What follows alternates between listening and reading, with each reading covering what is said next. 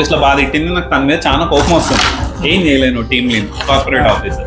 బయటకు వచ్చేసా, తను బాగా అరిసింది, ఏమన్నా అన్నా తన లేడీ ఏమనలేకపోతున్నాను, బాగా అరిచి బయటకు వచ్చేసిన తర్వాత ఇప్పటికిప్పుడు నువ్వు ఇక్కడ ఉన్న వాళ్ళకి ఎవరికైనా కాల్ చేసి అరే ప్రాబ్లం ఉంది వస్తావా, అక్కడ మంచిగా ఎంజాయ్ చేసి వాడి ఇంటికి వచ్చి బావని బయట తినేసినా అంటాడు. ఆ రోజైతే నాకు కోపం వస్తుంది, గట్టి కోపం వస్తుంది. You take bad decisions, you grow from it. That is how you become mature. అలా ఆ విధంగా చూస్తే that is how I think freedom is still very good for everyone. Jokers are not made, they are born. నా పక్కన వాళ్ళు నవ్వించడానికి కొంతమంది పుడతారు, అలాంటి categories. I was personally too psyched out, so నేను మొత్తం ఫుల్ బాడీ చెకప్ చేయించుకున్న తర్వాత చూస్తే బయాలజికలీ ఏం తప్పలేదు నాది, అన్ని ప్రాపర్గా ఉన్నాయి, హార్ట్ అన్ని. My family doctor suggested me to go to a psychiatrist, so that is when I was diagnosed with. తోముతారు చాపం తోమినట్టు తోముతారు. అసలు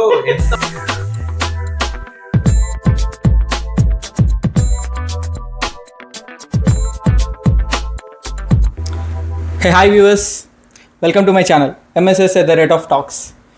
First of all, thank you for everyone. ఎందుకంటే నాకు 1000+ సబ్స్క్రైబర్స్ వచ్చారు. And also special thanks to my friends who supported me. So ఇప్పుడు కెనడాలో other side of stories విన్నాము. మా ఫ్రెండ్స్ని పిలిచాను. సో వాళ్ళ స్టోరీస్ ఏంటి, వాళ్ళ లైఫ్లో జరిగిన ఇన్సిడెంట్స్ ఏంటి షేర్ చేస్తారు. సో మీకు నా ఛానల్ నచ్చినట్టయితే please share, like and subscribe.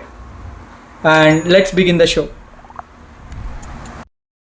So ఇప్పుడు మన పాడ్కాస్ట్ ఫస్ట్ ఒక పొడుపు కథతో స్టార్ట్ చేద్దాం. సో నేను అడిగే పొడుపు కథ వచ్చేసి, రాత్రి వచ్చేసరికి రాదు కానీ పొద్దునే వచ్చేసరికి ఉంటుంది. ఏంటది?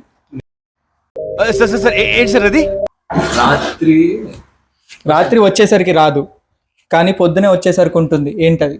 నిద్ర. ఓకే, ఇప్పుడు స్లీప్ గురించి టాపిక్ వచ్చింది కాబట్టి స్లీప్ అండ్ మెంటల్ హెల్త్ చాలా ఇంపార్టెంట్. కెనడాలో అది చాలా మందికి చాలా తక్కువ ఉంటుంది, mental health and sleep. So నా ఫస్ట్ క్వశ్చన్ వచ్చేసి, మీరు పీస్ఫుల్గా లాస్ట్ టైం ఎప్పుడు పడుకున్నారు కెనడాలో? కెనడాలో జాబ్ వచ్చిన రోజు పడుకున్నా బ్రో. వచ్చిన స్టార్టింగ్ డే జెట్ లాగ్తో పడుకున్నా ఫుల్ ఫ్లెజ్గా. మళ్ళీ ఇక్కడికి వచ్చిన తర్వాత మొత్తం మాస్టర్స్ అయిపోయి జాబ్ కొట్టిన రోజు మళ్ళీ హ్యాపీగా పడుకోవడం. కెనడాకి వచ్చినప్పుడు స్లీప్ గురించి మర్చిపోవాలి నన్ను అడిగితే, ఎందుకంటే పార్ట్ టైం షిఫ్ట్లు ఒకరోజు రాత్రి ఉంటుంది, ఒకరోజు పొద్దున ఉంటుంది. నాకైతే అట్లా చాలా ఫేస్ చేసిన. నా మాస్టర్స్ అయిపోయి పార్ట్ టైం అయిపోయిన తర్వాత నా స్లీప్ సైకిల్ మొత్తం పోయింది. Daily hardly 4 to 5 hours పడుకునేవాడిని. దాని తర్వాత మళ్ళీ కాస్ట్కోకి వెళ్ళి తెలిసిందేగా మెలోటిన్ గమ్మీస్ అవి వేసుకొని ఒక స్లీప్ సైకిల్ మేనేజ్ చేసి ఇప్పుడు ప్రజెంట్ అయితే లేదు 6-7 hours మంచిగా ఉంటుంది. బట్ యా కొంచెం టఫ్ ఇక్కడ ఉన్న లోన్లీనెస్కి స్లీప్ సైకిల్ అంతా tough. What about, do you sleep for rest or to escape? Obviously rest కోసమే, ఎందుకంటే పొద్దున్న నుంచి నైట్ వరకు బ్రెయిన్ని వాయగొట్టి కొట్టి ఎస్కేప్ అంటూ ఏం లేదు. ఇంకా ఎప్పుడు టైర్డ్ అనిపిస్తే అప్పుడు పడుకుంటా. నైట్ ఇక డైలీ రెగ్యులర్ స్లీప్ సైకిల్ అంటే మాత్రం రెస్ట్ ఇంకే 4 hours ఏదైనా ఫిక్స్డ్. ఇంకా 11కి ముందు పడుకుందామని ఎంత ట్రై చేసినా నిద్ర రాదు. ప్లస్ ఉన్న కండిషన్స్ అసలుకే పడుకోలేము. So 12 to 4. ఇప్పుడు what's one mental breakdown you have and you never told to anyone, even you to your family also? was affected by sleep deprivation a lot. దానివల్ల చాలా mental issues నాకు primarily వచ్చినాయి. ఇది India నుంచే నాకు ఉంది. కానీ నేనేం చెప్పానంటే మా ఇంట్లో వాళ్ళకి విటమిన్స్ అండ్ మినరల్స్ తక్కువైనాయి బాడీలో అని చెప్పి, దానివల్ల మొత్తం నీరసంగా ఉన్నా, దానివల్ల ఏం చేయలేకపోతున్నా అని చెప్పిన. But I was personally too psyched out, so నేను మొత్తం ఫుల్ బాడీ చెకప్ చేయించుకున్న తర్వాత చూస్తే బయాలజికలీ ఏం తప్పలేదు నాది, అన్ని ప్రాపర్గా ఉన్నాయి, హార్ట్ అన్ని. And my family doctor suggested me to go to a psychiatrist, so that is when I was diagnosed with chronic anxiety. So అది చైల్డ్హుడ్ ట్రామా నుంచి అది ఇది అన్నీ కలిపి ఒకేసారి బాడీ అవుట్ బ్రేక్ అయిన వల్ల యాంగ్జైటీ అని ఒకటి నాకు డయాగ్నోస్ చేసారు అనమాట. That is something that I couldn't tell my mom or anyone, because obviously నేను అది చెప్తే ఇంకా వాళ్ళు అదేమో అనుకొని ఇంకా నా వల్ల వాళ్ళు బాధపడి అవసరం లేదని చెప్పి ఇంకా కొన్ని మన ఫ్రెండ్స్ బ్యాచ్ మీకు తెలుసు, ఫ్రెండ్స్ బ్యాచ్ వల్ల మీకు తెలుసు ట్రామా అవన్నీ. సో ఆ ట్రామా అంటే as I told childhood trauma వల్ల అది వచ్చింది. దానివల్ల చాలా మందికి ట్రామా ఉంటుంది, చైల్డ్హుడ్ ట్రామా. అదేమంటే ఒక్కొక్కరికి లోపలే ఉంటుంది, they are able to manage. But నాకైతే అవుట్ బర్స్ట్ అయింది బయట. That's one thing. But now it's okay right? Now it's fine. I learn to live with it, I'd say. మొత్తం పోయిందని మాత్రం చెప్పను నేను. అది అంత ఈజీ కాదులే. ఇక్కడ కెనడాకి వచ్చిన తర్వాత ఇంకా వింత వింత డ్రామాలన్నీ చూస్తారు. డిస్కస్ చేద్దాం ఆ డ్రామాస్ అన్ని ఒక్కొక్కటిగా మొత్తం డిస్కస్ చేద్దాం. అప్పటికి what something like that people back home never understand about living here? నాకు ఒక 6 years ఎక్స్పీరియన్స్ ఉంది బ్రో. 5-6 years ఎక్స్పీరియన్స్ ఉంది కార్పొరేట్లో. అక్కడ చదివిన తర్వాత పెద్ద పెద్ద ఎంఎన్సీలో చేసా, ఎస్ఎన్బిలో కానీ బెంగళూరు కానీ. 6 years తర్వాత మళ్ళీ ఇక్కడికి వచ్చి ఒక పార్ట్ టైం స్టూడెంట్గా ఇట్లా మాస్టర్స్ చేసుకుంటూ పార్ట్ టైం జాబ్ చేయాలి. అందులోనూ డిఫరెంట్ కైండ్ ఆఫ్ జాబ్స్. నేను ఒక 4-5 జాబ్స్ చేసాను. రెస్టారెంట్లో చేసాను, ఇన్ హోటల్స్లో చేసాను, దాని తర్వాత వెయిట్ షాప్లో చేస్తాను, వేర్ హౌస్లో చేసాను. సో ఆల్ దీస్ జాబ్స్ ఒక్కొక్కటి ఒక్కొక్క దాని మీద. నాకు వేర్ హౌస్కి వెళ్ళినప్పుడు ఫిజికల్గా ఇబ్బంది అయ్యేది, అండ్ వెయిట్ షాప్ ఇటు వెళ్ళినప్పుడు కొంచెం హెల్త్ పరంగా ఇబ్బంది వచ్చింది. మేజర్ డ్రాబ్యాక్ ఏంటంటే కెనడాకి వచ్చిన తర్వాత ఇక్కడ కల్చర్, మనం ఇక్కడ కల్చర్తో అడాప్ట్ అవ్వాలి. సో వీళ్ళ కల్చర్ వెల్కమ్ చేయాలి. ఇక్కడ అన్నీ బాగున్నాయి బ్రో, ఒక్కటి తప్ప. గవర్నమెంటే రేషన్ కార్డ్ లాగా మన దగ్గర రేషన్ బియ్యం ఎలా ఇస్తారో అలా పిలిచి 0.25 డ్రగ్స్, కొకైన్ ఇలా ఇచ్చి, దానికి వీళ్ళ దగ్గర స్మోక్ షాప్. మా ఇంటి దగ్గర అడగడికి మెడికల్ షాప్ ఉంటుంది. ఇక్కడ కెనడాకి వచ్చిన తర్వాత ఇక్కడ అడగడికి వేప్ షాప్. సో నా జాబ్ దరిద్రం కొద్ది వేప్ షాప్లోనే దొరికింది. నాకు తప్పలేదు, ఇంకా వేప్ షాప్కి వెళ్ళాను. అక్కడ మన ఈ డ్రగ్గీస్తో డీల్ చేయడం కానీ ఇదంతా చాలా పెద్ద మెంటల్ ప్రాబ్లం. కొంతమంది కత్తి తీసి బయట పెట్టే వాళ్ళు ఉన్నారు, కొంతమంది అరిచే వాళ్ళు ఉన్నారు, కొంతమంది తిట్టే వాళ్ళు ఉన్నారు, కొంతమంది దొంగతనం చేసే వాళ్ళు ఉన్నారు. సో ఇవన్నీ చూసి నేను కూడా చాలా స్టబన్ అయిపోయాను. ఇప్పుడు ఒకటి థెఫ్ట్ అక్కడ చేస్తున్నాడు అంటే నేను మనం వెంట పరిగెత్తాను. నా మైండ్ సెట్ అలా అయిపోయింది. లేదు వాడిప్పుడే వాడి ముఖం చూస్తూ వాడి యాక్షన్ ఏంటి, నెక్స్ట్ ఐటమ్ ఏంటి, వాడు ఏం చేయబోతున్నాడా, ఆ పర్ఫెక్షన్ గా చూడడం, ఎవరితో మాట్లాడుతుంటే ఇప్పటికీ అది అలానే కంటిన్యూ అయింది. ఇవన్నీ నేను ఇండియాలో ఒకరికి చెప్పినా అర్థం కాదు. ఇలాంటివి నేను వెబ్ షాప్ లో ఒక 6 months చేసి ఉంటా. ఆ 6 months లో ఎంత చాలా ఉన్నాయి. ఓకే, అంటే ఇప్పుడు కత్తి ఇది అన్నారు కదా. సో ఇప్పుడు ఎలా అంటే ఇప్పుడు ఇక్కడ ఏం పొడి చేసి వెళ్ళిపోతారు. మీరు ఇప్పుడు పరిగెత్తినప్పుడు మీకు ఆ భయం లేదా? ఒకవేళ వాడు వచ్చి పొడిస్తే నేను ఏమైపోతాను, నాకు ఫ్యామిలీ ఆబ్వియస్లీ ఆ టైంలో మనకి స్ట్రైక్ అయ్యేది ఫ్యామిలీ అని ఇదని. కాబట్టి మీకేం అనిపించలేదా అలా వెళ్ళిపోయినప్పుడు? లేదు, ఐఎమ్ ప్రిపేర్డ్. నేను ఒక 1 month వాళ్ళు ట్రైనింగ్ ఇస్తారు ఫ్రీగా. మీరు వాళ్ళు పే చేయరు. ఒక 1 month ఏ వెబ్ షాప్ లో అయినా 1 month ఫ్రీగా ట్రైనింగ్ ఇస్తారు. ఆ 1 month లో మీకు పిక్చర్ అర్థమైపోతుంది ఎలాంటి వాళ్ళతో డీల్ చేస్తాను ఏంటి అనేసి. మనకి ముందే ఒక ఆలోచన వచ్చేస్తుంది. ఒకడు ఫలానా వాడు కత్తి తీస్తే మనం ఏం చేయాలి, ఇది తీస్తే ఏం చేయాలి, థెఫ్ట్ చేస్తుంటే ఏం చేయాలి అని ఒక ముందే మనకి మైండ్ లో ఒక పిక్చర్ రన్ అయిపోయి ఉంటుంది. కత్తి తీసి పెట్టాడు దాని ముందు, నేను కొంచెం ఇట్లా వెనకడుగులాగా వేసాను. వెనకడుగు వేసిన తర్వాత దెన్ హీజ్ లైక్ నాకు ఇది కావాలి, నేను తీసుకోరా బాబు అంతే. తీసుకున్నాడు, మళ్ళీ చూశాడు, ఇది కూడా కావాలి అన్నాడు. ఇట్లా అడిగితే షాప్ మొత్తం ఇయ్యాను, నేను షాప్ నుంచి బయట పోతాను, షాప్ మొత్తం తీసుకోవాలి. బట్ సైలెంట్ గా తీసుకుని వెళ్ళిపోయాడు. బట్ ఐఎమ్ ప్రిపేర్డ్, లైక్ వాడు ఏదైనా చేసినా అంటే ఫ్రీగా ఇచ్చేయడానికి రెడీ అలా అని ఓనర్స్ చెప్పరు. బట్ నేనైతే రెడీ. నేను నా లైఫ్ ఎందుకు ఇస్తారు వాడు కత్తి పెడతాయి. బట్ నేను అలాంటి నైఫ్స్ కూడా వాళ్ళ తిరిగి దరిద్రం ఏంటంటే వాళ్ళ తిరిగే నైఫ్స్ కూడా వెబ్ షాప్ లోనే అమ్ముతారు. మా దగ్గరే నైఫ్ కొనుక్కొని వాడు నన్నే బెదిరిస్తాడు. సో ఇవన్నీ కాదని చెప్పేసి నేను ఒక చిన్న లైటర్ పెట్టుకునేవాడు సైడ్. సో నాకేంటి అంటే అది ఇక్కడ లైటర్స్ కొంచెం పెద్దవి వస్తాయి కదా, ఇట్లా ఫైర్ పొడుగ్గా వస్తుంది అనమాట. అదొకటి పెట్టుకుంటా పక్కకి. ఇప్పుడు ఎవరేమన్నా అట్లా అటాక్ చేసినా కానీ నేను జస్ట్ ఆ ఫైర్ చేద్దాం అన్నట్టు పెట్టుకుంటా. బట్ అది ఎప్పుడు యూజ్ చేయలేదు నేను. మీ స్టోరీస్ బయటకు వచ్చాయి, కానీ ఇంకా చాలా స్టోరీస్ ఇంకో డౌట్ ఏమంటే మీరు వాళ్ళ వెనకాల పరిగెత్తాలన్నారు కదా, అంటే మాకు యూజువల్లీ రీటైల్స్ లో అండ్ ఇన్ జనరల్ సెక్యూరిటీలో what we don't follow them. ఎవరైనా థెఫ్ట్ ఏమైనా చేస్తే వాడిని వెనకాల పోకూడదు, వాటిని తీసుకుని వెళ్తే తీసుకెళ్ళాలి. our job is to just report to either higher management or the government if it's of a high value. So it depends on owner bro. నా ఓనర్ వచ్చేసి దేశీ ఓనర్, తెలుగు ఓనర్. మా ఓనర్ ఏం చెప్పాడంటే ఎవరన్నా థెఫ్ట్ చేసిన వాళ్ళు నెక్స్ట్ టైం వచ్చినా గానీ వాడు పారిపోయి సరే నెక్స్ట్ టైం మళ్ళీ షాప్కి వచ్చినా గానీ డోర్ లాక్ చేసి వాళ్ళ దగ్గర డబ్బులు కలెక్ట్ చేసుకుంటున్నాడు. Which I never do. నేను అసలు చేయను ఆ పని. అది That's what. Over log చేసి డబ్బులు మన దగ్గర కలెక్ట్ చేసుకొని వాడిని పంపాలంట బయట. నాన్ సెన్స్ బ్రో అది. నేను ఆ పని అసలు చేయను. వచ్చాడా అడుగుతాడు, తీసుకున్నవాడు వచ్చాడు కదా మళ్ళీ నువ్వు ఏం చేసావు నాకు తెలియదు, నీకు గుర్తుపట్టలేవాడిని అని చెప్పేసి మన లైఫ్ అయితే రిస్క్ పెట్టుకోకండి. లైఫ్ అసలు రిస్క్ చేయలేము. రితిక్ నువ్వు వచ్చి ఆల్మోస్ట్ లైక్ 2.5 years అయిందా? 2 years. 2 years. మైనస్ పెడదాం.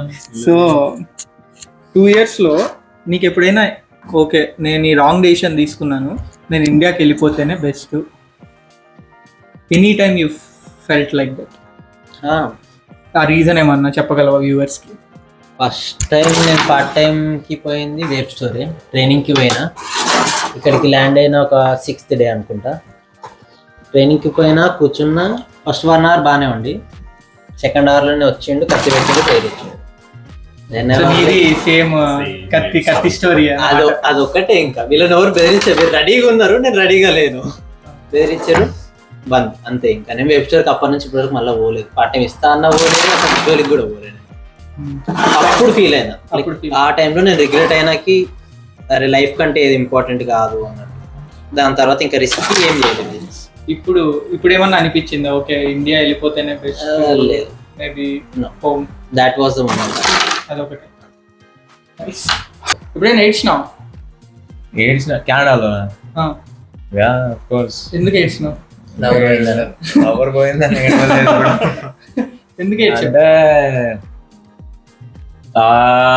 ఏ ఫెస్టివల్ అని గుర్తులేదు, బట్ ఏదో ఒక ఫెస్టివల్ మా మమ్మీతో మాట్లాడేటప్పుడు ఇంకా మా అమ్మ చాలా ఫీల్ అయింది అనమాట. 1 year పైన అయిపోయింది. నాతో పాటు ఆ ఫెస్టివల్ని షీ కుడెంట్ సెలబ్రేట్ అని కొంచెం బాధగా మాట్లాడారు అనమాట. ఇంకా నాకు కూడా కొంచెం అలానే ఉంది. ఆ రోజైతే నేను మనకి పండగ కానీ నేను షిఫ్ట్ చేస్తున్నాను ఆ రోజు. ఇంకా మనం పెద్దగా ఏం చేసుకోలేదు. సో ఆ మూమెంట్ కాబట్టి ఏం చేసుకోలేదు. ఇంకా గుడికి కూడా వెళ్ళలేదు మనం ఆ రోజు. పెద్ద so we couldn't do much. ఇండియాలో ఉండింటే it could have been much more beautiful with the family, with my mom. ఆ టైంలో ఏమో maybe because I spoke to my mom in that way. అంటే మధ్యలో in my relationship I had some problems and అది కొంచెం breakup చేసి దాకా వెళ్ళిపోయింది అనమాట. నేను ఫస్ట్ చెప్పింది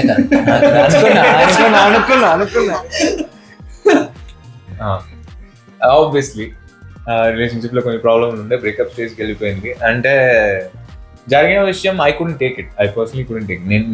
it was going too well to be true and అన్ఎక్స్పెక్టెడ్గా కొన్ని మిస్అండర్స్టాండింగ్స్ వల్ల, మిస్కమ్యూనికేషన్స్ వల్ల it happen that way and అది మరీ కొంచెం డ్రాస్టిక్ వెళ్ళిపోయింది అనమాట. సో ఇంకా నాకు ఒక్కరి మీద ట్రస్ట్ వచ్చేదే చాలా రేర్గా వస్తుంది. ఒక్క పర్సన్ మీద నాకు ట్రస్ట్ వచ్చిన తర్వాత ఇంకా అది నాకే reverse. It was like you know lesson for me. ఇంకా ఎవరిని ట్రస్ట్ చేయకు అన్నట్టు ఒక ఫేస్ మీద ఒక స్లాప్ వచ్చినట్టు ఉండే నాకు ఆ మూమెంట్లో. సో దట్ ఈస్ వై బయటికి వచ్చేసింది నాకు. ఒకటి పిక్ చేయండి. ఓకే, ఈ కార్డ్లో మీకు ఏది చూపిస్తుందో ఒక పర్సన్ కానీ లేకపోతే మీ లైఫ్లో ఎప్పుడైనా ఎవరైనా ఉన్నారేమో ఇలాంటి పర్సన్ మీ లైఫ్లో అన్నట్టు you can tell to viewers. అక్కడ చూపించండి మీకు ఏ కార్డు వచ్చింది. జోకర్. జోకర్ కావాలని ఎత్తి మరి ఆ కార్డు పెట్టినట్టు.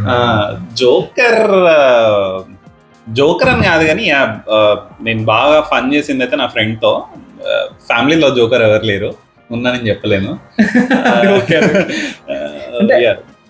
ఫ్రెండ్స్ అనే కాదు, లైక్ మిమ్మల్ని ఎవరైనా మోసం చేసినా కానీ మీకు తెలిసిన వాళ్ళని కూడా మనం జోకర్ అంటాం ఈ లైఫ్. లేదు, మోసం అట్లా ఎవరు చేయలేదు.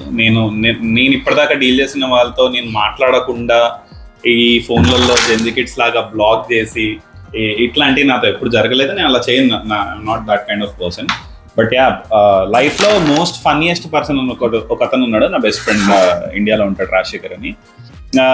ఎంత కలిసి ఉంటామో మళ్ళీ ఎంత ఫన్ చేస్తామో అంత హార్ట్ కి కూడా చాలా క్లోజ్ ఉంటాడు. ఏ ప్రాబ్లం వచ్చినా మనకు ఒకరు ఉంటారు కదా, మనం రీచ్ అయ్యే person. So he's the one అనమాట. నాకు ఏ ప్రాబ్లం వచ్చినా దాన్ని జోక్గా కన్వర్ట్ చేస్తాడు. లిటరల్ గా ఏ ప్రాబ్లం అయినా, అది రిలేషన్షిప్ ప్రాబ్లం అయినా ఇంకే ప్రాబ్లం అయినా కానీ మనతో చెప్పుకుంటే దానికి ఒక ఫన్నీ వే ఉంటుంది. ఒక ఎగ్జాంపుల్ ఇస్తా. మా టీమ్ లీడర్ ఒక రోజు నన్ను బాగా తిట్టింది ఆఫీస్లో బాగా తిట్టింది. నాకు తన మీద చాలా కోపం వస్తుంది. ఏం చేయలేను, టీమ్ లీడ్ కార్పొరేట్ ఆఫీస్. బయటకు వచ్చేసా, తను బాగా అరిసింది. ఏమన్నా అన్నా తను లేడీ ఏమనలేకపోతున్నాను, బాగా అరిచి బయటకు వచ్చేసిన తర్వాత దాని కాదు సారీ మా టీమ్ లీడ్ ఇంటి ముందుకు తీసుకెళ్ళాడు. ఇంటి మీద బండలేద్దాం పామా అంటాడు. ఆ రాత్రి 12 అవుతుంది, వాళ్ళ అపార్ట్మెంట్ ఉందాము, ముందు రాళ్ళు ఉన్నాయి, రాళ్ళేద్దాం పామా అంటాడు. సో అట్లాంటి ఫ్రెండ్, అంటే నీతో రాళ్ళేస్తే ఏమవుద్దో తెలిసి కూడా అలాంటి చెయ్యి అనే థాట్ ఇచ్చే ఫ్రెండ్ చేయలేదు ఆబ్వియస్ గా, బట్ అలాంటి ఫ్రెండ్ ఉండాలి అందరికి. హీస్ ఎవ్రీథింగ్, లైక్ జోకర్ అయినా హీరో అయినా ఎవ్రీథింగ్. ఫ్రెండ్షిప్ గురించి వచ్చింది కాబట్టి కెనడాలో అంటే ఒక గుడ్ ఫ్రెండ్ దొరకడము ఈ కెనడాలో చాలా రేర్. బేసిక్గా చెప్పాలంటే మనకి అక్కడుండే ఫ్రెండ్స్ ఇక్కడుండే ఫ్రెండ్స్ ఇక్కడ మంచిగా దొరుకుతారు, కానీ ఇక్కడ బిజీ టైం వల్ల మనకి అంత బాండింగ్ చాలా తక్కువ మందితో వస్తుంది. సో నా ఛాలెంజ్ నీకేందంటే ఇప్పటికిప్పుడు నువ్వు ఇక్కడ ఉన్న వాళ్ళకి ఎవరికైనా కాల్ చేసి అరే ప్రాబ్లం ఉంది వస్తావా, హూ విల్ కమ్, నువ్వు ఇప్పటికిప్పుడు కాల్ చేయ అందరి ముందు.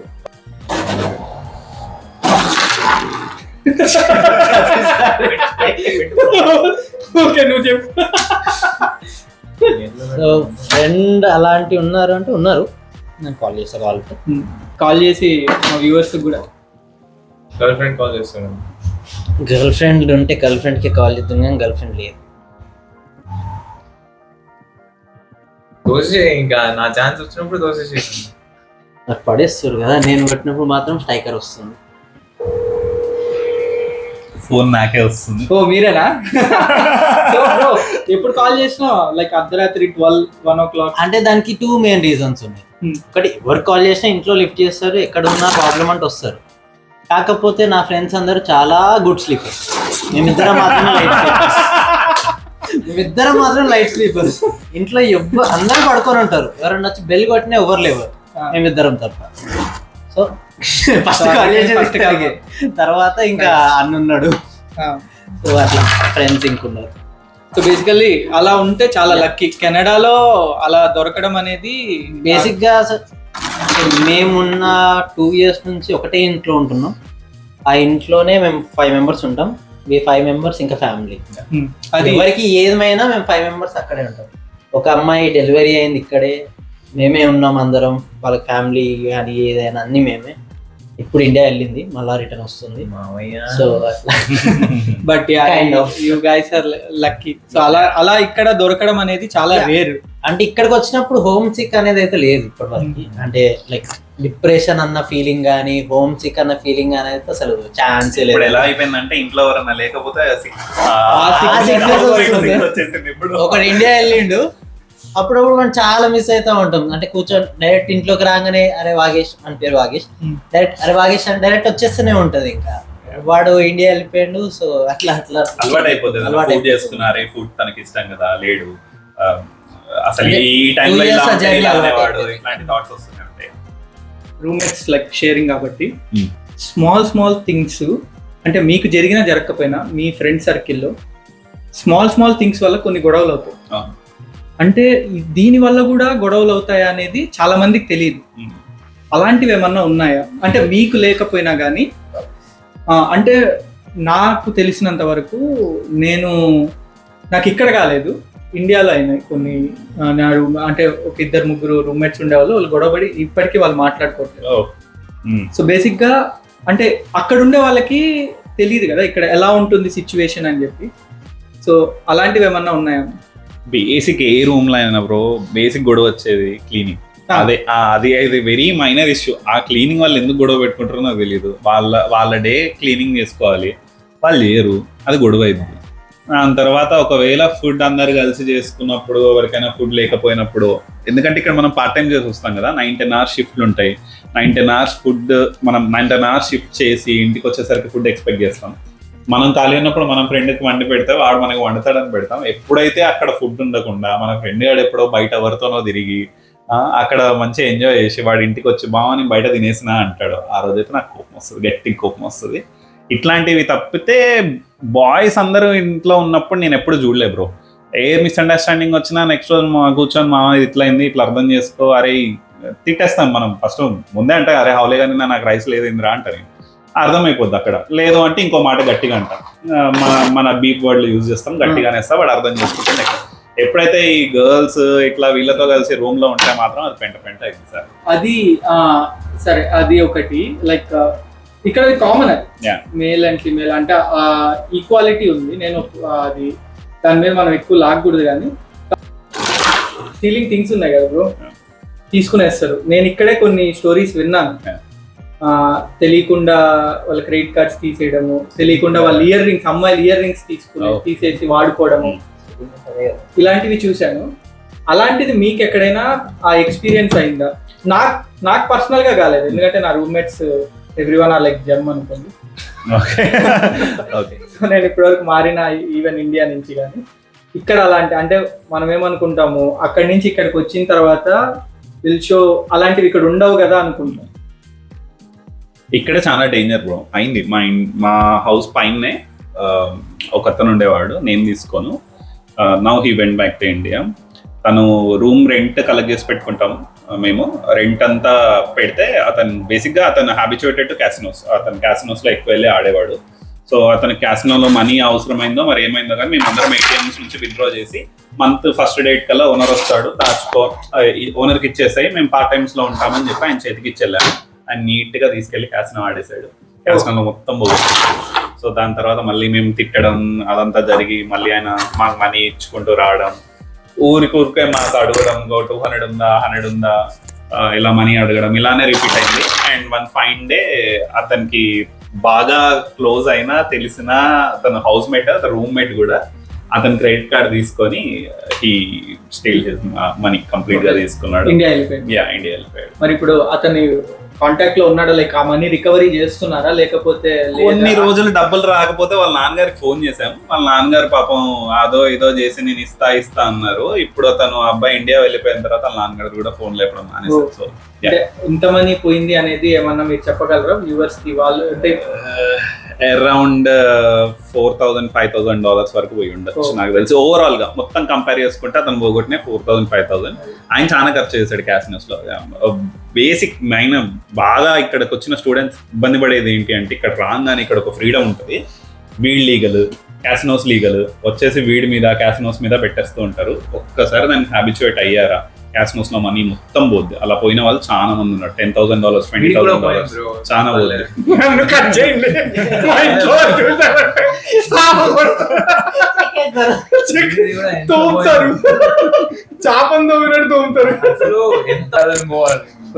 పోయింది, నాది పోయింది. కానీ ఏంటంటే నేను లిమిట్ పెట్టుకుంటా. ఓకే 50 నుంచి పోలేదు, నేను 50 నుంచి పోలేదు. అదే పోయి ఆ లిమిట్ పెద్దది అయిపోయింది. So freedom is good or bad? India నుంచి ఇక్కడికి వచ్చిన వాళ్ళు freedom is good or bad? Freedom is definitely good. How you make use of it matters. అంతే. నీకు ముందు నుంచే అది అందరికీ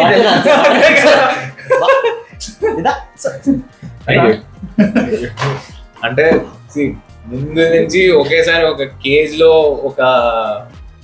ఒకడుండి సడన్ గా ఇక్కడ వచ్చేసరికి he knows what is freedom. అంటే ఏమైనా చేయొచ్చు, ఎవరు నిన్ను ఆపేడోరు లేడు అనేసరికి he'll be excited. Obviously he'll be excited to try out literally everything that he sees around him. అలా చేసేసరికి ఇంకా హీస్ బౌండ్ ఏమో చేసింది. ఫ్రీడమ్ కి మిస్యూజ్ అంటే ఇదే. మనం ఇక్కడ సీరియస్ మాట్లాడుతున్నప్పుడు కాయిన్ అట్లా పెట్టేసి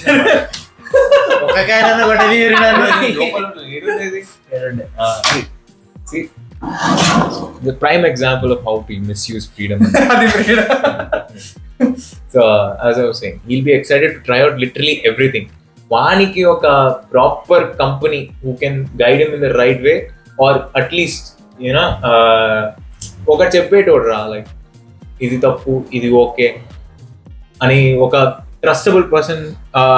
if he gets in Canada, when he gets immense freedom, అప్పుడు మంచిగా ఉంటుంది అనుకుంటున్నాను. టు బి ఫ్రాంక్, నువ్వు ట్రస్టబుల్ పర్సన్ అన్నావు కదా, మనం ఉన్న సిచ్యువేషన్స్ లో అలాంటి వాళ్ళు దొరకడం ఇట్స్ టూ డిఫికల్ట్.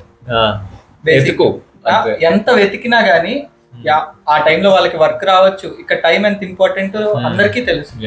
అలాంటి వాళ్ళు దొరకడం అనేది చాలా కష్టం. నువ్వు అన్నా చూడు, కేజీ నుంచి బయటకు వస్తారు కొంతమంది. సో వాళ్ళేంటి, they want to try everything, Yeah. కానీ ఆ లిమిట్ ఉందా లేదా అన్నది అది వాళ్ళే డిసైడ్ చేసుకోవాలి. First no one. Yeah. వేరే వాళ్ళు ట్రస్ట్ వర్తి వాళ్ళు చెప్పాలంటే, ఇప్పుడు చెప్తే వినేవాడు అనుకుంటే అందరు వింటారు కదా. Yeah. ఇప్పుడు నేను చెప్తే అందరు వింటారు. వ్యూవర్సే నాకు డౌటే, ఎంతమంది చూస్తారు అనేది డౌట్. ఈ వీడియో మొత్తము ఎంతమంది చూస్తారు అనేది కామెంట్ చేయమన్నా అది డౌట్. Yeah. అలాంటిది మనం వేరే వాళ్ళ మీద మనం డిపెండ్ కాలేము. బేసిక్ గా మనం ఏంటంటే మన ఫ్రీడమ్, మన ఎంత ఫ్రీడమ్ ఉన్నా కానీ, ఇప్పుడు నీకు నాకు ఒకే ఫ్రీడమ్ ఉంది, కానీ మన ఇద్దరం ఎంత లిమిట్ లో ఉండాలి అంత లిమిట్ లోనే ఉంటాం కదా. మనం ఆ లిమిట్ దాటం, ఆ సర్కిల్ ఉంటది, ఆ సర్కిల్ కూడా దాటం కదా. So that is why కొంతమందికి you will get a trustable person who can guide you in the right. అలా దొరికిన వాళ్ళు చాలా రేరు. దొరికిన వాళ్ళు చాలా చాలా అయితే మంచిది. You have to just keep trying and keep finding I guess. But if not, ప్రతిసారి before you take some decision నీకు ఒక క్వశ్చన్ మరి చిన్నగా వచ్చినా కూడా just remember why you came here in the first place. అంతే. అది మెయిన్. నువ్వు అది గుర్తు పెట్టుకొని ఇది చేస్తే నేను బాగుపడతానా గుర్తిపోతానా అని బి గట్ ఇట్. సారీ. సో అట్లా ఒకసారి rethink it and then just take the decision accordingly. అంతే. అలా చేస్తే ఇట్స్ మచ్ బెటర్ కదా. ఓకే, సో ఫ్రీడమ్ అనే టాపిక్ వచ్చింది కాబట్టి నాకు కొంచెం కాంట్రడిక్టరీ స్టేట్మెంట్స్ ఉన్నాయి. నేను ఇండియాలో చూసిన దానికి, కెనడాలో చూసిన దానికి ఫ్రీడమ్ వల్ల ఎంత స్పాయిల్ అవుతున్నారో ఇక్కడ అని నేను చూసాను. మీకు అడుగుతున్నాను, సో మీరు ఎంతమందిని చూసుంటారు ఒక అబ్బాయి కానీ అమ్మాయి కానీ ఎవరైనా రిలేషన్షిప్లో ఒక మంత్ ఇంకొకరితో ఉండి, జనవరిలో ఇంకొకరితో ఉండి, మార్చ్లో ఇంకొకరితో ఉండే వాళ్ళని ఎంతమందిని చూసుంటారు? దీనికి మీ ఫ్రీడమ్ అనే దానికి మీరు ఎలా ట్యాగ్ చేస్తారు? ఎంతమందితో చూసుంటారు కాదు, అట్లా చూసినప్పుడు మీరు ఎలా ఫీల్ అయ్యారని అడగాలి. ఫీల్ అవసరం లేదు.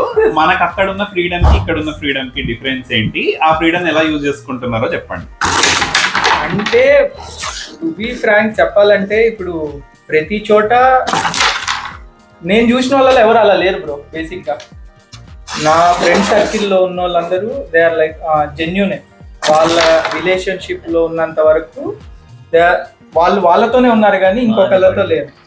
అసలు రిలేషన్షిప్లు ఎక్కడ వస్తున్నాయి బ్రో? జనవరిలో రిలేషన్షిప్లకు వస్తున్నారు, మార్చ్ లో బ్రేక్ అవుతున్నాడు, జనవరిలో చూసినాడు అది ఎక్కువ ఉంటుంది. అది అసలు రిలేషన్షిప్ కాదు, సిచ్యువేషన్షిప్ అనుకోండి, ఇంకేమన్నా అనుకోండి. చాలా ఉన్నాయి అవి. ఇండియాలో కూడా ఉన్నాయి కదా బ్రో. అట్లీస్ట్ ఇండియాలో ఉంటే నాకు బయట తిరగాలంటే నా పేరెంట్స్ చూస్తారో, లేకపోతే నా ఫ్యామిలీ మెంబర్ చూస్తారో, నా ఫ్రెండ్స్ చూస్తారో అని ఒక భయం ఉంటుంది. ఇక్కడికి వచ్చిన తర్వాత ఆ భయం లేదు, ఆ భయం లేదు, భక్తి లేదు. ఇష్టం వచ్చినట్టు తిరుగుతారు. తిరగాలనుకున్న వాళ్ళు చెప్తారు, అందరూ ఎవడిష్టం అంది అది కంప్లీట్లీ. బట్ ప్రాబ్లం ఏంటి అంటే, మెచ్యూర్డ్ వచ్చింది నీకు, ఇప్పుడు నీకు మంచి మంచి నాలెడ్జ్ ఉంది, మెచ్యూర్డ్ థింకింగ్ ఉంది, నువ్వు వెళ్ళావు, ఓకే నీ ఇష్టం, నీకు నచ్చాడు అబ్బాయి, యూ కెన్ గో. 17-18 ఇయర్స్కి వచ్చే వాళ్ళు కూడా ఉన్నారు కెనడాకి. ఈ కేటగిరీ చాలా ఎక్కువ. ఇంటర్ అయిపోగానే బ్యాచిలర్స్కి వచ్చేవాళ్ళు. 18 ఇయర్స్కి వాళ్ళకి అసలు మెచ్యూరిటీ ఉండదు. ఓకే, ఆ 18 ఇయర్స్కి వచ్చిన వాళ్ళు సేమ్ ఇదే నేను చెప్పిన ప్రాసెస్లో జనవరి, ఫిబ్రవరి, మార్చ్ అని ఇలా ఇయర్స్తో పోతూ ఉంటాయి. ఎన్ని సిచ్యువేషన్షిప్లు అవుతాయి, ఎన్ని సిచ్యువేషన్షిప్స్ ఎన్ని రిలేషన్షిప్స్కి కన్వర్ట్ అవుతాయి, లాస్ట్కి ఎవరిని పెళ్లి చేసుకుంటారు అనేది ఫ్రీడమ్ అప్పుడు మనం ఆన్సర్ చేసుకోవాలి. ఇండియా ఫ్రీడమ్, ఇక్కడ ఫ్రీడమ్ అని. ఇది కొత్తది. నువ్వు ఏమన్నా చెప్పగలవా దీని మీద? అసలు యాజ్ పర్ బ్రో చెప్పిన ఆర్గ్యుమెంట్ ప్రకారం, ya, I definitely agree that freedom in India is completely different from what it is in Canada. Telugu podcast అంటే మధ్య మధ్యలో ఇంగ్లీష్ వచ్చేస్తుంది. This is for my English viewers. సరే, anyways, I would still stand by it saying freedom definitely మంచిదే. ఎందుకంటే suppose 18-19 years, as you told, వాడు ఇమ్మెచ్యూర్గా ఉంటాడు, he doesn't know how to take proper decisions in his given freedom అంతా ఉంటుంది. But అయినా కూడా వానికి ప్రాపర్ ఫ్రీడమ్ ఉంటే he'll at least learn a lesson. అంటే వానికి ఒక చూపించేవాడు ఎప్పుడు లేడంటే కూడా he'll still take bad decisions and eventually that is how you grow, right? Everyone, maturity is not something someone else will teach you or you're born with it or something. You take bad decisions, you grow from it. That is how you become mature. అలా ఆ విధంగా చూస్తే that is how I think freedom is still very good for everyone. మీరు అన్నారు చూడండి relationship గురించి అని. Back home లో ఉండే వాళ్ళకి వాళ్ళు ఏమనుకుంటారు, మీరేమైనా ఫారెన్ పిల్లలతో తిరుగుతారు అనుకుంటారు. కానీ టు బి ఫ్రాంక్ మనకు తెలుసు, అమ్మాయి ఎక్కడైనా అమ్మాయి, పడాలనుకుంటే పడుతుంది, లేకపోతే లేదు. అది అక్కడ ఉన్న వాళ్ళకి అర్థం కాదు. కొంతమందికి అర్థం అవుతుంది కానీ కొంతమందికి అర్థం కాదు. బ్రో చెప్పినవన్నీ కెరియర్ కి ఓకే, ఏదైతే చెప్పాడో మెచ్యూర్డ్ అవి ఇవి కెరియర్ ఓకే, రిలేషన్షిప్స్ వరకు వచ్చేసరికి ఏమైంది అంటే వాడి మిస్టేక్స్ నుంచి వాడు లెర్న్ చేస్తాడు, ప్రాబ్లం లేదు. బట్ వాడు రిగ్రెట్ అవుతాడు. రిగ్రెట్ ఈస్ డిఫరెంట్, నేర్చుకోవడం ఈస్ డిఫరెంట్. వాడి మిస్టేక్స్ నుంచి వాడు నేర్చుకుంటే ఇస్ ఫైన్. బట్ నువ్వు 23కి 24కి నువ్వు పెద్ద పెద్ద రిగ్రెట్ క్యారియర్లు బ్యాగేజ్లు మోసావనుకో చాలా ఇబ్బంది పడతారు తర్వాత. ఎస్పెషల్లీ 23 to 30 టెండర్ ఏజ్ లో కెరియర్ ని బ్యాలెన్స్ చేస్తూ ఇలాంటి రిగ్రెట్లు మోస్తూ ఉండడం చాలా కష్టం. అలాంటప్పుడు ఇంకా వాడంతటా వాడు తెలుసుకోవడమే తప్ప ఆ ఏజ్ లో ఉన్నప్పుడు ఎవరు వినరు కదా బ్రో. ఇప్పుడు మీరైనా నేనైనా ఆ ఏజ్ లో ఉంటే వీళ్ళేంది నాకు చెప్పేది, నాకు తెలియదా అన్నట్టు ఆ కైండ్ ఆఫ్ యాటిట్యూడ్ లో ఉంటారు వాళ్ళందరూ. ఆ 17 to 23 మీరు చెప్పారు చూడండి, ఆ ఏజ్ అంతా.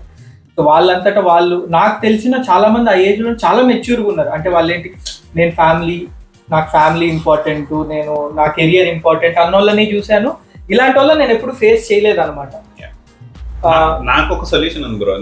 నేను ఎలా అనుకుంటానంటే 18-19కే పేరెంట్స్ కంప్లీట్ గా వదిలేదు, ఎట్ ఎనీ కాస్ట్ వదిలేదు. వదిలేదని వాళ్ళ దగ్గర పెట్టుకోవాలని కాదు, అట్లీస్ట్ దూరం ఉన్నా కానీ, కెనడా ఉన్నా కానీ డేకి ఒక 2-3 సార్లు ఫోన్ చేసి ఎలా ఉన్నావు ఏంటి, ఒక ఫ్రెండ్ లా మాట్లాడి వాడు ఓపెన్ అయ్యేలాగా చేసి ఓపెన్ గా కూర్చొని ఏమైనా ప్రాబ్లమ్స్ ఉంటే షేర్ చేసుకొని, ఆ ఏజ్ లో ఎస్పెషల్లీ ఏం తెలియదు కాబట్టి వాడు ఏం తప్పు స్టెప్స్ తీసుకోకుండా అట్లీస్ట్ తీసుకుంటే చెప్పేలాగా ఇమీడియట్ గా కరెక్ట్ చేసుకునేలాగా చేయొచ్చు. ఇంకోటి మనీ పరంగా వాడు ఇక్కడికి వచ్చి సంపాదిస్తాడు, వాడు మనీ వాడి ఇష్టం వచ్చినట్టు ఖర్చు పెట్టుకుంటాడు. అలా కాకుండా వాళ్ళ బ్యాంక్ అకౌంట్ స్టేట్మెంట్ స్క్రూటినీ చేస్తూ తప్పలేదు ఏముంది. ఇప్పుడు నేను నా 25 years వరకు మా ఇంటికి బ్యాంక్ అకౌంట్ స్టేట్మెంట్ పంపించేవాడిని బ్రో. ప్రతి మంత్ ఏది ఖర్చు చేస్తున్నా, దేని మీద ఖర్చు చేస్తున్నా, at least parents will have those transactions కదా. దాంట్లో ఉంటుంది నువ్వు ట్రాన్సాక్షన్ లో మనకి ఒకసారి మనం బ్యాంక్ స్టేట్మెంట్ వెళ్తే దేని మీద స్పెండ్ చేస్తూనే ఉంటుంది. అది ఒకసారి మానిటర్ చేసుకుందాం, ఎంత వస్తుంది, $600 వస్తున్నాయి ఫర్ ఎగ్జాంపుల్. ఎంత ఖర్చు వెళ్తుంది, దేని మీద ఖర్చు చేస్తున్నాడు, ఈ ఖర్చు ఎందుకు అయింది అని ఒక చిన్న మానిటర్ చాలా తగ్గిస్తుంది. కానీ అంత చేసే టైము ఈ కాలంలో పేరెంట్స్ కూడా లేదు. వాళ్ళు ఏంటి, నా పిల్లలు హ్యాపీగా ఉండాలని చెప్పి వాళ్ళు కష్టపడుతున్నారు. సో వాళ్ళకి అంత టైం ఇవ్వడానికి లేదు. ప్రాబ్లం అదే బ్రో, ఎవరి టైం ఎవరిది పట్టించుకోకపోతే ప్రాబ్లం అదే. ఇది నెవర్ ఎండింగ్ స్టోరీ, ఎందుకంటే ఒక్కొక్కరిది ఒక్కొక్క మైండ్ సెట్ ఉంటుంది కాబట్టి నెవర్ ఎండింగ్ పర్స్పెక్టివ్. ఒక్కొక్కరికి ఇట్ విల్ వర్క్, ఒక్కొక్కరికి ఎందుకంటే నేను యాక్సెప్ట్ చేయకి తక్కువ ఏజ్ ఉంటే మెచ్యూరిటీ రాదని. నేను చాలా మంది చూసిన like even they are 16-17 they are early mature. అంటే maturity is not that thing. ఎవరన్నా రెస్పాన్సిబిలిటీ తీసుకుంటే వాళ్ళు మెచ్యూర్ అన్నట్టు, రెస్పాన్సిబిలిటీ అది ఎక్స్పీరియన్స్ బట్టి వస్తుంది బేసిక్ గా మెచ్యూరిటీ. బ్రో ఏదంటే ఎక్స్పీరియన్స్ వస్తుంది, బట్ అది రిగ్రెట్ అని ఎప్పుడు తెలుస్తుంది వాడికి అంటే ఒక మంచి స్టేజ్ కి వచ్చిన తర్వాత. Always everyone will regret. దాని తర్వాత you will have to move on. ఆ టైం లో వాడు ఏమన్నా తప్పు చేస్తేనే నెక్స్ట్ ఇన్ ఫ్యూచర్ పెద్దగా చేయకుండా మస్ట్ డు స్మాల్ మిస్టేక్స్ అంతే. నెక్స్ట్ టాపిక్ మనీ మేనేజ్మెంట్ గురించి నువ్వేమన్నా షేర్ చేసుకోగలవా వ్యూవర్స్ కి? మనీ మేనేజ్మెంట్ అంటే నేను ఏదో గొప్పగా మేనేజ్ చేసినా అని కాదు, కానీ లైక్ వీ కెన్ ఇక్కడ మనకి ప్రతిదీ మనం సేవ్ చేసుకోవాలి. లైక్ ఎవ్రీ $1 మనం సేవ్ చేసుకోవాలి. అలా అని చెప్పి తినకుండానైతే ఉండలేము. లైక్ నేను చాలా మందిని చూసిన మనీ సేవ్ చేసుకోవాలని చెప్పి $20-30 లో మొత్తం మంత్ అంతా గ్రోసరీస్ తీసేసే వాళ్ళని. వాళ్ళు ఎట్లా తీస్తారో నాకు కూడా తెలియదు. నాకు పర్ డేకి అయిపోతుంది అది ఎట్లా. ఫ్రీ ఫుడ్ బ్యాచ్ చాలా వాటికి మోస్ట్లీ ఫస్ట్ లో వచ్చినప్పుడు జిఎస్టీ వస్తుంది అందరికి $700. నేనైతే ఇంటికి ఇంతవరకు పంపలేదు. ఆ 700 నాకు పార్ట్ టైం లేకుండే. ఆ 700లో రెంట్, గ్రోసరీస్ అండ్ ఇంకా మధ్యలో చిన్న చిన్న జాబ్స్ చేసేటోని, లైక్ ఫ్లేయర్స్ తీయడం అలా. అవి పేడ్ వాళ్ళు ఎట్లా ఇచ్చేటోళ్ళు, అది నెక్స్ట్ ట్రై చేసేటోళ్ళు. అదే మీకు తెలుసు, కష్టం తెలుస్తాయి. కష్టం తెలియాలి. ఫస్ట్ మన దగ్గర సర్ప్లస్ ఉన్నప్పుడు మనం ఎట్లా యూజ్ చేసుకుంటున్నామో మన దగ్గర ఎక్సెస్ అయినప్పుడు కూడా అదే ఫ్లోలో పోవాలి. లైక్ వచ్చేసినాయి కదా మనీ అని చెప్పి హెచ్చులకు పోయి ఖర్చు పెట్టుకున్నాడు, ఇక నా దగ్గరనే ఉన్నాయి పైసలను ఖర్చు పెట్టుకుంటే ఎవరి దగ్గర మనీ ఉన్న కాడికి మంచిగా కరెక్ట్ మనకు ఫుడ్ అండ్ బెడ్ కరెక్ట్ ఉందా లేదా ఫస్ట్ చూసుకోవాలి. అండ్ నేను ఎంజాయ్ చేయొద్దనను, ఎంజాయ్ చేయాలి. ఎందుకంటే నేను చేస్తా, ఎవ్రీ వీక్ బయటకు వెళ్తాం, మేము ఫ్రెండ్స్తో వెళ్తాం, మాకు అందరం ఎంజాయ్ చేస్తాం, మూవీస్కి వెళ్తాం, తిరుగుతాం. But still we have our own budget. ఒక బడ్జెట్ అనేది స్పెసిఫిక్గా పెట్టుకోవాలి. సేవింగ్ అనేది కూడా ఒక స్పెసిఫిక్గా పెట్టుకోవాలి. సేవింగ్ కూడా ఒక ఖర్చు లెక్క పెట్టుకోవాలి పక్క. 60-40 రూల్ లాగా బెస్ట్. అంటే నీకు వచ్చిన దాంట్లో నువ్వు 60 ఖర్చు పెట్టుకో, 60 40 సేవ్ చేసుకో. 40 ఫస్ట్ వచ్చిన దాంట్లో నువ్వు ఫస్ట్ సేవింగ్ ఆ 40 సేవింగ్స్ లో కూడా మళ్ళీ టైప్స్ ఉంటాయి. లైక్ 10 ఫిక్స్డ్ సేవింగ్, ఇంకా అది ఖర్చు, ఇంకా నీకు మంత్లీ ఫిక్స్డ్ పేమెంట్ అనుకో, ఈఎంఐ టైప్.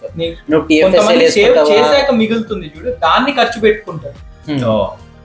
అప్పుడు నీకు ఫిక్స్డ్ సేవింగ్స్ తర్వాత ఉన్నదాన్ని అది అమౌంట్ నీకు ఇంకా అది ఎక్సీడ్ అమౌంట్ అనుకో. నువ్వు జాలీగా ఇప్పుడు నువ్వు కొత్తగా ట్రై చేయాలనుకుంటున్నావు, బ్రో మన క్యాసినోకి పోయిండు, అట్లా క్యాసినోకి సెపరేట్ అమౌంట్ పెట్టుకున్నాడు కదా, అట్లా బ్రో అన్న వెరీ హ్యాపీ సాయి సుమంత్ ముట్ట వరకు. Which card you want to select? అలా జోకే. అప్పుడు రెడ్ జోకర్ పెట్టిర్రు, ఇప్పుడు బ్లాక్ జోకర్ పెట్టిర్రు. రెడ్ జోకర్ అదే చెప్తున్నా కదా మీకు, రెడ్ జోకర్ పెట్టిండు, నాకు బ్లాక్ జోకర్ పెట్టిండు. రెండు జోకర్లే పెట్టి అదేదో డైరెక్ట్ ఆడితే అయిపోతుంది కదా మీ లైఫ్ లో జోకర్ అని. నా లైఫ్ లో joker not in terms of like ఇట్లా మోసం చేసిండు అట్లా కాదు, కానీ నా స్ట్రెస్ బస్టర్ టైప్. వాగేష్ అని చెప్పిన వాడు ఒక స్ట్రెస్ బస్టర్, నెక్స్ట్ విజయ్, ఈ ఇద్దరు నాకు స్ట్రెస్ బస్టర్ టైప్. లైక్ నేను ఏ మూడ్లో ఉన్నా ఇంటికి వెళ్ళినప్పుడు వీళ్ళతో మాట్లాడి కూర్చొని వాళ్ళతో కొంచెం ఫన్ చేసి లైక్ నేను సెట్ అయిపోతుంది. ఇంకా అది ఏ మూడ్లో ఇరిటేటింగ్ ఉండని, అలసిపోయి ఉండని, లైక్ మళ్ళీ పవర్ అప్ అయిపోతా, మళ్ళీ ఫ్రెష్గా ఉంటాం. చేత కాదు నేను పడుకున్నా అన్న టైంలో కూడా వాళ్ళే వండి లేపి తినమని చెప్పి మళ్ళీ పడుకోబెట్టేటోళ్ళు. పక్కన వాళ్ళు నవ్వించడానికి కొంతమంది పుడతారు, అలాంటి categories. Like end of the podcast వచ్చినప్పుడు ఇవన్నీ చూసాక బ్రో, కెనడా మీకు ఏమి ఇచ్చింది? Like what Canada like gave it to you? Okay, Canada ఏమిచ్చిందంటే చాలా ఇచ్చింది బ్రో.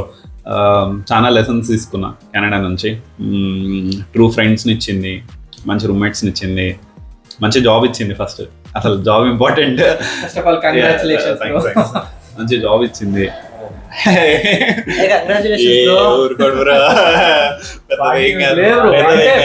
నీకు తెలుసు కదా ఇక్కడ కెనడాలో జాబ్స్ అనేది చాలా టఫ్ ఉంది ప్రెసెంట్ సిచ్యువేషన్ లో. ఇలాంటి టైంలో జాబ్ వచ్చింది అంటే మనకి లైక్ టఫే. అగైన్ జాబ్తో పాటు మంచి మెంటర్స్ వచ్చారు. And I forgot to say, నాకు పార్ట్ టైంలో కూడా ఒక మంచి మెంటర్ ఉండే బ్రో. నేను పార్ట్ టైం అన్ని సర్వైవల్ కష్టంతో చేశాను, బట్ నేను కెనడాకి వచ్చిన తర్వాత ఒక మంచి ఇచ్చింది ఏంటంటే మల్టీకల్చర్ని నేను ఎక్స్పోజ్ చేసే చాలా ఎక్స్ప్లోర్ చేశాను నేనైతే. దాంట్లో భాగంగా నేను ఒక రెస్టారెంట్లో వర్క్ చేసేవాడిని. అదొక ఇథియోపియన్ రెస్టారెంట్. నాకు అసలు ఇథియోపియన్ గురించి, ఇథియోపియా కంట్రీ గురించి పెద్దగా ఏం తెలియదు. ఇక్కడికి వచ్చిన తర్వాత నాకు దాంట్లో జాబ్ వచ్చాక, నేను కిచెన్ హెల్పర్గా జాబ్ వచ్చాక ఇథియోపియా గురించి కొంచెం చూసా సెర్చ్ చేసి. బ్రో మనుషులు ఎంత మంచి వాళ్ళు అంటే, ఇథియోపియా నుంచి వచ్చిన వాళ్ళు, ఐ ఫెల్ట్ లైక్ నాకు హోమ్ టౌన్ లానే అనిపించింది. మీరు ఎప్పుడన్నా ఎక్స్ప్లోర్ అవ్వరన్నా ఇథియోపియన్ వాళ్ళతో మాట్లాడండి. మా ఇంటి దగ్గర ఒక రెస్టారెంట్ ఉంటుంది, సేమ్ మన సౌత్ ఇండియన్స్ ఉన్నట్టే ఉంటారు. స్కిన్ కలర్ కానీ, వాళ్ళ క్యూజిన్స్ కానీ, మీరు ఆ ఫుడ్ తిన్నా కానీ మీకు సౌత్ ఇండియన్ గుర్తొచ్చేస్తుంది. అంత ఇండియా అండ్ ఇథియోపియా అంత చాలా సిమిలర్ ప్యారలల్గా ఉంటాయి. అండ్ ఆ ఓనర్ నేను తిన్నానా లేదా ఎవ్రీడే చెక్ చేసుకుంటాడు. నా పనిలో నన్ను వాడు ఏమన్నా అన్నాడా లేదా చెక్ చేసుకుంటాడు. రోజు అయిపోయిన తర్వాత హైఫై ఇస్తాడు. వెళ్ళేటప్పుడు ఏమన్నా తీసుకుంటావా ఇట్లా అడుగుతాడు. చాలా నర్చర్ చేస్తాడు బ్రో. కాలేజ్ ఎక్కడ దాకా అయింది ఏంటి, నా మీద ఒక స్పెషల్ ఇంట్రెస్ట్ పెట్టి నన్ను చాలా బాగా చూసుకుంటాడు బ్రో.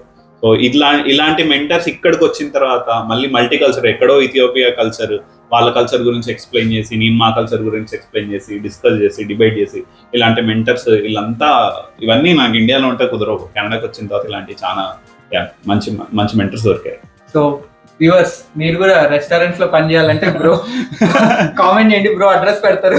అండ్ ఫుడ్ కూడా చాలా బాగుంటుంది. సో మీరు కూడా అంటే కెనడాలో అలాంటి వాళ్ళు బేసిక్ గా నాకు తెలిసినందుకు మీకు ఎవ్రీథింగ్ చాలా మంచిగా జరిగినట్టే అనుకోవాలి.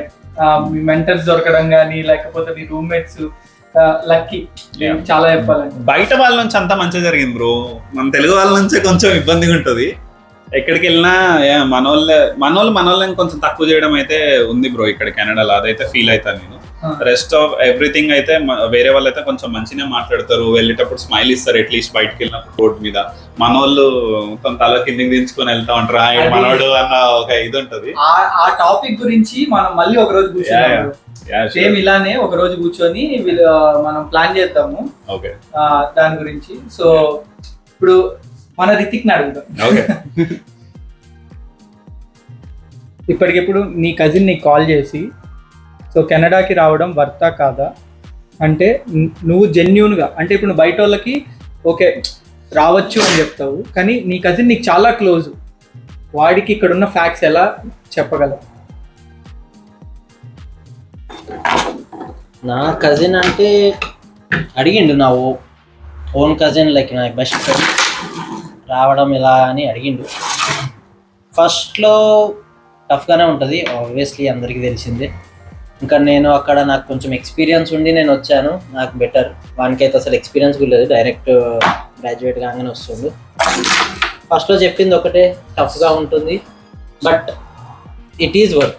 నేను చెప్పేది ఏంటంటే లైక్ మెంటల్గా కానీ ఆఫ్కోర్స్ ఫిజికల్గా కూడా చాలా స్ట్రాంగ్ అవుతుంది. మెంటల్ ఫిజికల్ స్ట్రెంత్ చాలా ఇంప్రూవ్ అవుతుంది. అండ్ మనీ పరంగా అయితే సెల్ఫ్ ఇండిపెండెంట్ అయిపోతారు. ఇంకా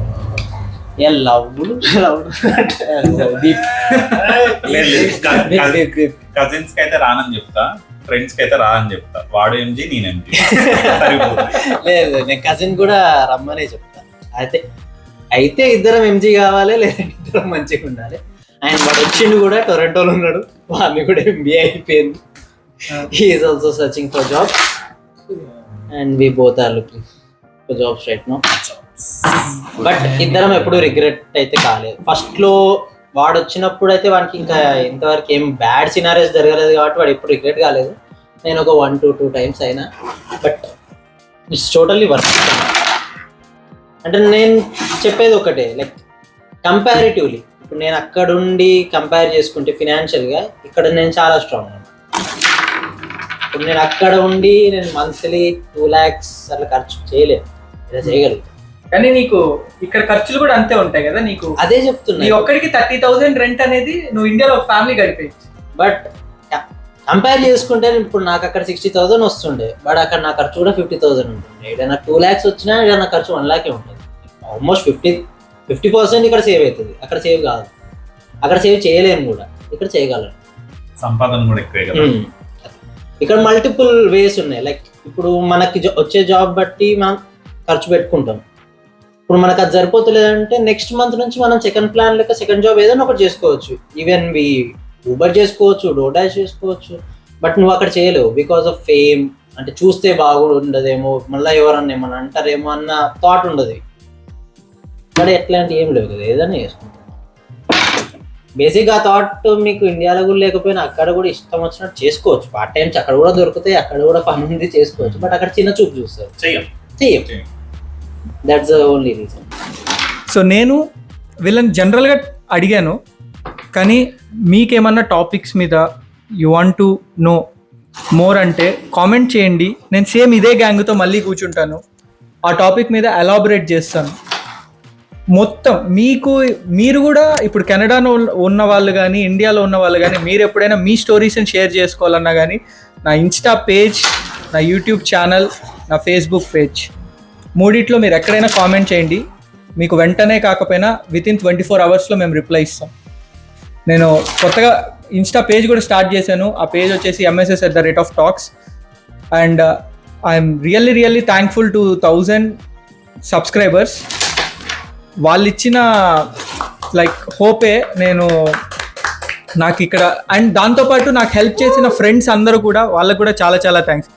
వాళ్ళు లేకపోతే ఇంత రాదు. సో ఇంకా మీరు ఎంకరేజ్ చేస్తారని చెప్పి నాది ఇది సెకండ్ పాడ్కాస్ట్. ఏమన్నా మిస్టేక్స్ ఉన్నా కానీ, ఏమన్నా కాంట్రవర్సీ టాపిక్స్ ఉన్నా కానీ అది ఎవరిని ఉద్దేశించి మాత్రం కాదు. ఇవి జనరల్ ఒపీనియన్ అందరివి, ఎవరికి వాళ్ళకి సపరేట్ ఒపీనియన్స్ ఉంటాయి. సో నేను మళ్ళీ చెప్తున్నాను, ఇది ఎవరిని ఉద్దేశించి మాత్రం కాదు. So please subscribe, share and like to my channel. And if you have any doubts or like any topics just message me, we will discuss later.